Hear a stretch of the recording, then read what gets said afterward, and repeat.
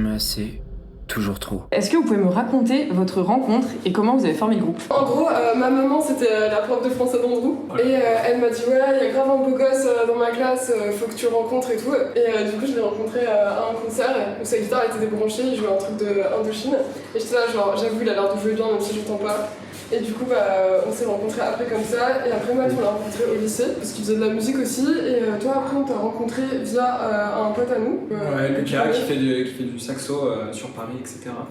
Et donc, il connaissait Axel et qui nous a dit qu'il était chaud pour être dans notre groupe. Du coup, vous avez été directement OK sur la direction artistique, ce que vous alliez jouer, ou est-ce qu'il y a eu un peu des évolutions? En fait, on a eu pas mal de phases musicales. Au début, on jouait beaucoup de rock.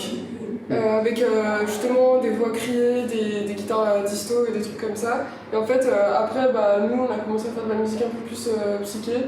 Et après, quand Max est arrivé, on a refait un peu on a fait de la pop. Mais en fait, la seule constante, je pense, c'est vraiment le texte qu'on a toujours. On a toujours trop aimé écrire et du coup, je pense la façon de faire le texte, c'est un peu la seule constante qu'on a eue, je pense, dans toutes les années. C'est quoi les sujets dont vous aimez parler le plus dans vos textes? Est-ce qu'il y a un peu un... Là, en ce moment, on va dire que ça va être... en fait, c'est toujours ce qu'on vit, en fait, et l'endroit où on vit. Par exemple, Grenoble, ça nous a beaucoup inspiré dès qu'on est arrivé ici. Et ça va être parler potentiellement d'amour, enfin d'histoire d'amour, ça va parler d'amitié, de vieillesse, souvent, il y a aussi ça, c'est le temps qui avance, etc.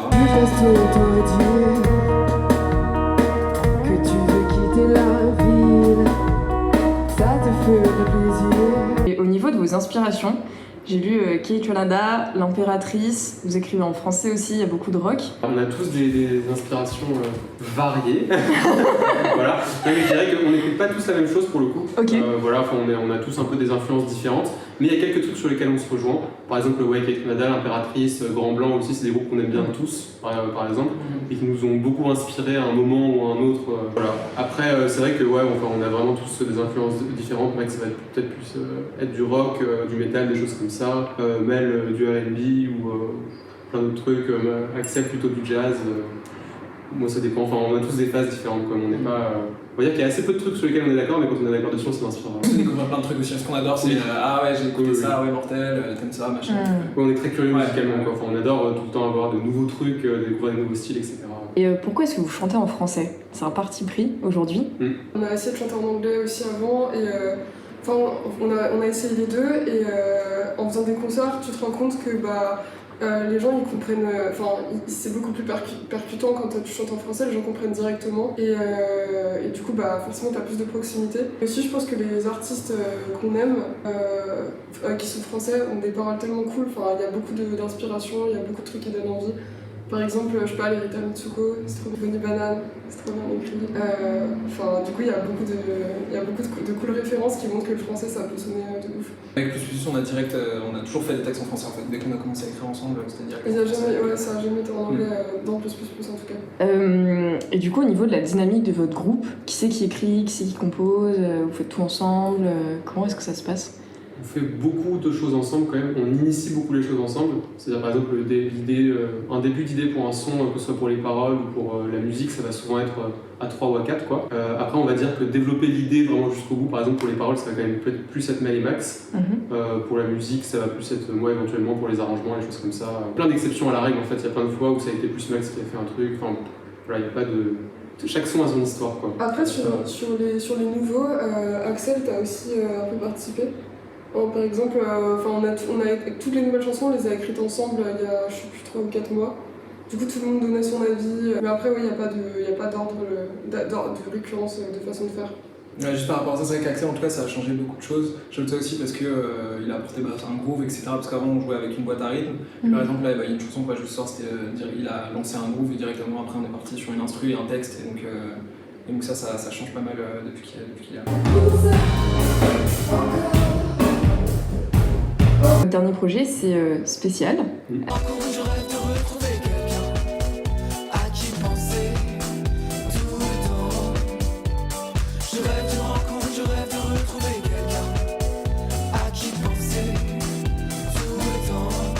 Vous pourriez me parler un petit peu de comment vous en êtes venu à écrire ce son? À la base, c'était juste une ligne de guitare qu'on faisait chez Mel. C'était un truc qui ressemblait un peu à une bossa à la guitare. On avait une chanson qu'on aimait bien qui s'appelle Here Comes the Regular des Replacements.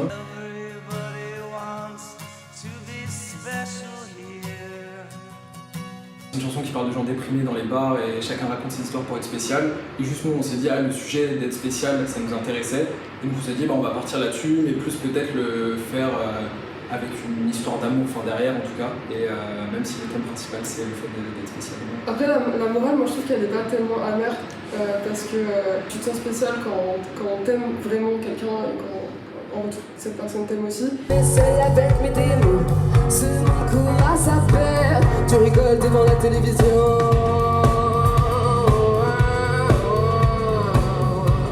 Et que là tu te sens, tu te détaches et tout. Et parce que la morale c'est que personne n'est irremplaçable, ça veut dire que même si tu perds ça, ça reviendra et que c'est juste un cycle. Du coup, une ode à l'amour et une invitation à rebondir après une rupture. C'est ça, même si c'est plus compliqué que ça, bien les faits. Vous pourriez me parler de votre plus grosse galère en tant que groupe? Beaucoup. Ouais. Toujours improbable. La façade qui se coupe quand même, on en parlait. La façade qui se coupe au puits. Ouais. Oui, parce qu'on a vraiment envie d'en parler. Non, c'est vrai que en étant un jeune groupe, on a invité des événements qui sont plus ou moins bien organisés, donc forcément, parfois, c'est super, on a des super bonnes surprises, comme c'est arrivé à l'Arbre Bavard par exemple. Bravo à eux, parce que leurs gars, que des gens de notre âge et tout, mais qui sont hyper sérieux, hyper pro, c'était incroyable, on était super bien reçus. Et donc très bonne surprise, parce qu'on arrive au milieu d'un champ au milieu de nulle part, on ne sait pas ce qui va se passer, et à une autre occasion, on arrive à un champ au milieu de nulle part, au Puy-en-Velay, et c'est pas la même chose, il n'y a pas d'ingé son, il y a une façade de teuf illégal, tu vois, mais personne ne sait s'en servir, et du coup, c'était un bordel sans nom de faire des balances, et finalement, c'est même Andrew qui a quasiment fait le son du groupe, parce qu'il n'y avait pas d'ingé son qualifié, donc Andrew s'est retrouvé être la personne la mieux qualifiée, alors même qu'il est guitariste et non pas ingé son. Mais qui t'a donc blessé? Un oiseau de malheur, car tu veux. J'ai laissé entrer les super à l'intérieur. Maintenant je souffre, et qu'as-tu peur? Mais qu'as-tu peur? Pour du coup faire le son, donc ça c'était rigolo, après le concert en soi était marrant. C'était cool, c'était le moment. Et la façade coupait régulièrement, c'est-à-dire qu'on jouait, tu vois, c'était vachement fort et tout, et puis il y a des moments juste ça coupait pendant 10 secondes, donc c'était gênant, tu vois, on s'excitait, il y avait une pression, et après ça reprenait quoi, et puis il y a des vidéos, on vous le voit, t'es à fond, mais en fait il y a rien. C'était un peu...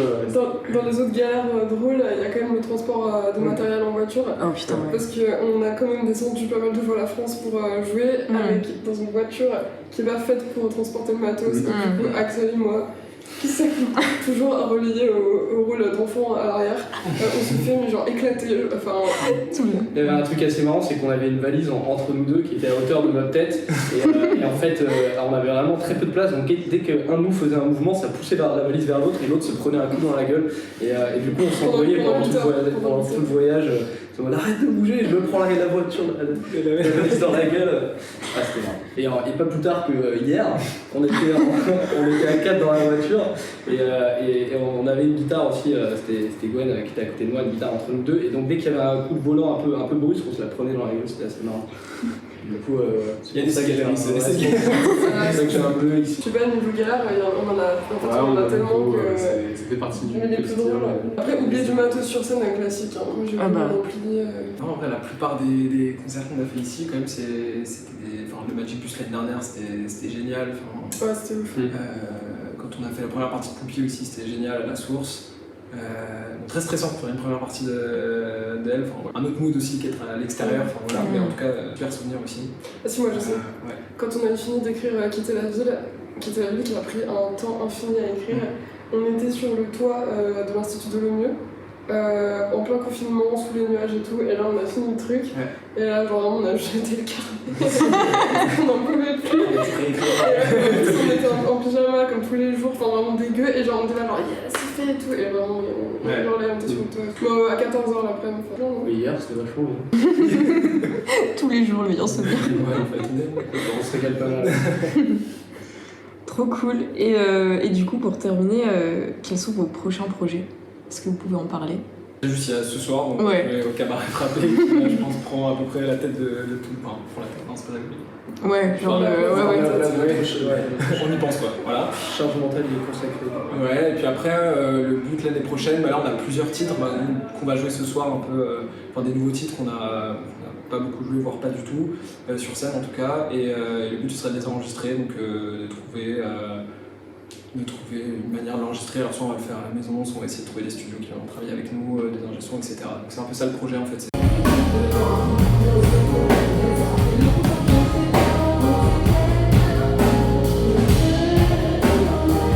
C'est plutôt basé quand même enregistrement et faire des concerts à côté, mais là on aimerait bien que ces nouveaux titres sortent et montrer un peu notre nouvelle patte qu'on a, même depuis qu'il y a Axel. C'est vrai qu'on a, bon là on a enregistré spécial, mais c'est vrai qu'on a travaillé de nouvelles choses, donc on aimerait bien les montrer.